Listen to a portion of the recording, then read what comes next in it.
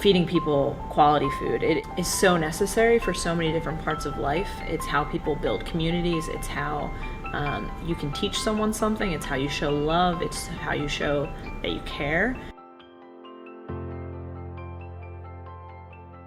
So Philabundance is the largest hunger relief organization serving the Philadelphia area and the 9 counties surrounding it. What that means is basically we rescue food from all across the supply chain, and then we make sure it gets delivered to people in need. Upcycling is the process of taking something that would have gone to waste and finding another use for it, usually of higher value, hence upcycle. And the way we do that is that we partner with retailers and we sell, right now, cheese and jam, and every time someone buys those products, $1 from every pound and jar goes back to the farmer so that he can then save that money.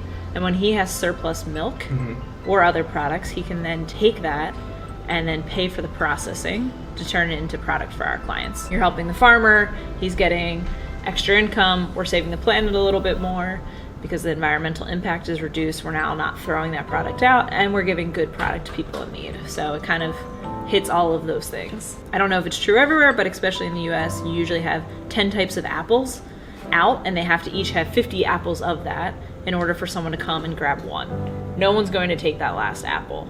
So I think there is a lot as far as changing our perceptions of what we need to feel good about buying products. You don't need that overabundance. Why do you have to have, a mega grocery store? Can't you have a smaller, more European style grocery store?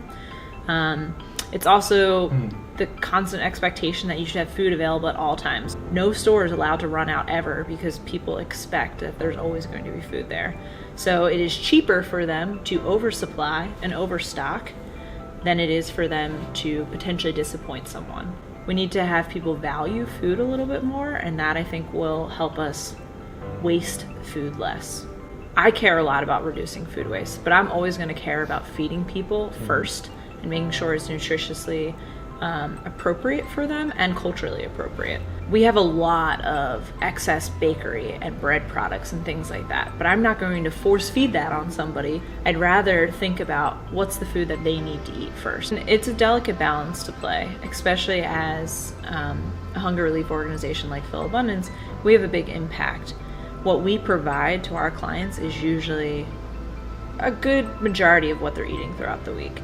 And so if we put very strict nutrition guidelines on our products, we could ensure that people are eating healthy food, but then we're also taking choice out for them. You don't want to be prescriptive all of the time. You also have to think about, I have bad days and I just want cheese or chips or whatever, and I can't take that decision out of somebody else's hands either. Yeah, in my ideal world, I wish we could all eat local, and I definitely try to eat local and seasonal, but that's not realistic. It's important to balance, and that yes, there are ways to do things at a global scale that are still thoughtful, changing how we package products. I eat bananas almost every day, but that is a global product that is not grown in Philadelphia. So how do you figure out, how do you make sure that people can access both?